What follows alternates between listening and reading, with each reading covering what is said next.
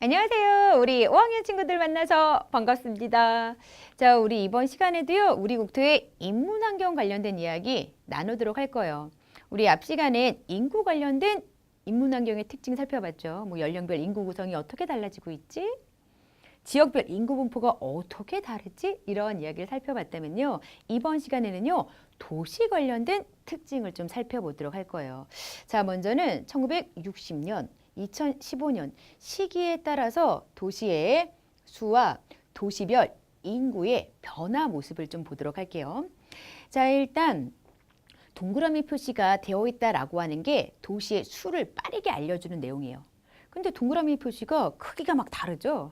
동그라미 표시가 되어져 있는 게 도시를 나타낸 건데요. 그 도시에 살고 있는 인구가 어느 정도이냐에 따라서 동그라미, 원의 크기가 다른 거예요. 즉, 원의 크기가 크다라고 하는 건 그만큼 그 도시에 살고 있는 인구가 많다라는 소리예요. 자, 60년도를 봤더니 가장 크게 원이 그려져 있는 게 서울이에요. 서울에 가장 많은 인구가 살면서 큰 도시가 발달해 있군. 이런 걸 알 수 있어요. 부산도 이제 어느 정도 인구가 살고 있는 그러한 도시입니다. 그런데 뭐 그다지 60년도에는요. 엄청 인구가 많아요. 도시가 많이 발달해 있어요. 이렇게 말하기는 어렵죠. 동그라미도 적게 표시되어 있고 이 동그라미 크기도 아주 크진 않잖아요. 자, 그런데 2015년 보세요. 그냥 한눈에 딱 봐도 여기에 원이 막 중첩되어서 계속 그려져 있어요. 이곳에 엄청나게 많은 도시가 밀집해 있는 거죠. 그리고 예전에 비해서 원의 크기도 커졌어요. 같은 서울이라고 하더라도 2015년 서울의 인구는 엄청나게 많아지는 변화가 나타났구나라는 걸 쉽게 알 수 있죠. 뭐 부산만 해도요. 예전에 비해서 원의 크기, 색깔이 달라진 걸 통해서 같은 도시라고 해도 부산 또한 예전보다는 훨씬 더 커다란 대도시로 성장했음을 알 수 있습니다. 자, 우리 다시 글로 좀 정리를 해볼까요? 인구 100만 이상이 되는 도시가 서울, 부산 두 곳밖에 없었어요.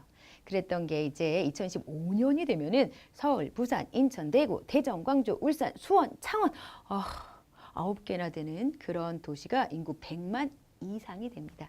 특히 수도권 지역이라든지 남동쪽 해안 지역의 도시 수와 도시의 인구가 크게 늘어났다는 걸 알 수 있어요. 자, 그러면 우리나라 도시 발달 과정을 좀 살펴볼게요. 자, 우리나라는요, 1960년대부터 도시를 중심으로 산업화가 이루어집니다. 그러다 보니까 이 시기에 많은 사람들이 일자리를 찾아 도시로 이동했어요. 그러다 보니까 서울, 인천, 부산, 대구 등의 도시 인구가 급속히 증가하게 되는 거죠. 그리고 1970년대에는요, 대도시가 지속적으로 성장하는 모습이 나타났고요. 더불어서요, 이제 포항, 울산, 마산, 창원과 같은 새로운 공업 도시들이 또 성장을 합니다. 그러면서 이제 도시의 인구도 크게 증가하는 그런 모습이 나타나요. 자, 근데 우리 앞 시간에도 살펴본 내용이 무엇이었냐면요. 도시는 인구가 늘어나면서 주택 부족해요. 환경오염 심각해요. 게다가 교통도 혼잡해요. 이런 식의 문제가 발생하더라. 그리고 인구가 줄어드는 촌락 같은 경우도 일손이 부족합니다. 교육시설, 의료시설 부족해서 생활이 불편합니다. 여러 문제점이 막 발생을 했잖아요. 인구 자체가 불균형적으로 분포하다 보니까 이러한 모습이 나타나고 있는 건데요. 그거는 도시 자체가 균형적으로 발달하지 못하기 때문이기도 해요. 그러면 이러한 문제를 해결하기 위해서는 국토를 균형적으로 발전시켜야 되겠죠. 그래야지 각 지역에서 나타나는 문제점들을 해결할 수 있을 거잖아요. 그런 노력과 관련된 모습을 볼 텐데요. 먼저는 서울에 가장 많은 인구가 집중해 있잖아요. 그래서 여러 가지 문제가 발생했고 이를 해결하기 위해서 서울 주변 경기도에 신도시를 건설했던 게 있어요. 이제 새롭게 건설한 도시이기 때문에 신도시라고 이제 칭하는 겁니다. 자, 이렇게 새로운 도시를 건설해서 서울에 집중되어 있는 인구 기능을 신도시로 분산을 시킨 거죠. 그래서 고양시 같은 경우가 아파트 주거단지를 대규모로 건설해서요. 자, 인구를 분산시킨 그러한 곳이고요. 안산시 같은 경우가 이제 반을 공업단지와 같은 대규모 공업단지를 지어서 산업 기능을 분산시킨 신도시라고 보시면 돼요. 그 모습을 사진으로도 보여드릴게요. 아파트 많이 있죠. 선생님이 한때 경기도 고양시에 살았더랍니다. 바로 선생님이 살았던 그곳의 모습과 똑같아요. 엄청나게 많은 아파트 단지들이 늘어서 있거든요. 바로 이런 식으로 좀 주거 기능을 분담하기 위한 고양시 같은 신도시가 건설되기도 했고, 자, 반월 공업단지, 지금 공장들이 막 늘어서 있는 그런 모습이 확인되죠. 이런 산업 기능을 분산시키기 위한 안산시 같은 신도시가 건설되었구나라고 생각하시면 돼요. 자, 그리고 더불어서요, 또 공공기관을 다른 곳으로 이전시키면서 국토의 균형 발전을 위한 노력을 기울였던 모습도 있어요. 이게 국토를 균형적으로 발전시키려고 수도권에 집중되어 있었던 공공기관 등을 지방으로 옮겨서 그 주변을 발전하도록 한 겁니다. 대표적인 예가요, 세종특별자치시에 정부 세종청사라는 공공기관을 만들어 놓은 모습입니다.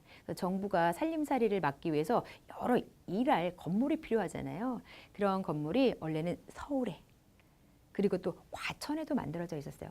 근데 과천도 경기도 안에 있는지라 다 수도권 안에 이런 공공기관이 모여 있었던 건데요. 그거를 조금 더 다른 곳인 세종특별자치시로 옮기게 되는 거죠. 그러면서 국토의 균형 발전을 이루기 위한 다양한 노력들이 기울여졌구나라고 생각하시면 됩니다. 자, 그러면요, 이번에는요, 지도를 통해서요, 다시 한번 신도시가 어떻게 건설되었고 세종특별자치시 수도권하고는 어느 정도 떨어진 지역인지도 좀 확인을 해보도록 할게요. 자, 여기 신도시가 건설된 경기도 지역의 표시가 나타나 있는데요. 주황 색깔은 주거 기능을 담당하고 있고요. 또 연두 색깔 또는 초록 색깔이라고 할 수 있는 요 색깔은 행정 기능을 분담한 신도시예요. 그 다음에 하늘 색깔 또는 파란 색깔이라고 말할 수 있는 요 색깔은요, 공업, 산업 기능을 분담하는 그러한 신도시입니다. 자, 앞에서 봤다시피 고양시, 그리고 또 경기 남쪽으로 이렇게 성남시도 있어요. 그 다음에 부천, 안양, 군포 이러한 곳도 주거 기능을 분담하고 있는 신도시입니다. 이런 곳에 가면 아파트 단지들이 커다랗게 늘어서 있는 그런 모습을 볼 수 있겠죠. 자, 이에 비해서 이제 시흥, 안산 같은 경우는 공업 기능, 그 다음에 과천 같은 경우는요, 행정 기능. 그래서 정부 종합청사 건물이 서울 안에만 있는 게 아니라 과천에도 이렇게 있는 모습을 볼 수도 있습니다. 자, 그리고 세종특별자치시 경기도 서울부터 좀 멀리 떨어져 있는 그런 위치에 있다는 것도 확인이 되죠. 자, 국토의 균형 발전을 위한 노력의 모습 지도로도 좀 확인을 해봤네요. 자, 정부 세종청사가 세종특별자치시에 가면요, 이러한 모습으로 또 들어서 있는 걸 확인할 수도 있습니다. 그러면 우리 오늘 열심히 공부한 내용도요, 마무리 퀴즈로 바로 확인해 보도록 할게요. 자, 첫 번째 문제입니다. 1960년대에 사람들은 일자리를 찾아서 도시로 이동하기 시작합니다. 그러면서 여러 도시의 인구가 급속히 증가하기 시작했어요.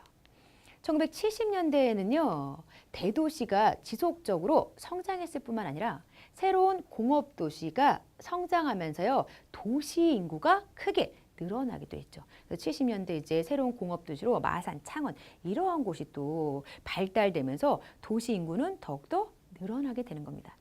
자, 도시로 인구가 집중되면서 생긴 여러 가지 문제 해결하기 위해서요, 1980년대부터 경기도 일대 신도시 건설해서요, 고양시로 인구 분산시키는 거죠. 그 다음에 이제 또 주거 기능을 담당하는 고양시와 같은 곳도 있고요. 그 다음에 공업 기능, 산업 기능을 담당하는 안산시와 같은 신도시가 건설되기도 했지라는 걸 다시 정리하시면 좋을 것 같아요. 자, 오늘의 마무리 퀴즈도 모두 끝이 났네요. 자, 우리 친구들 이번 시간에도요, 열심히 공부하느라고 수고 많았습니다.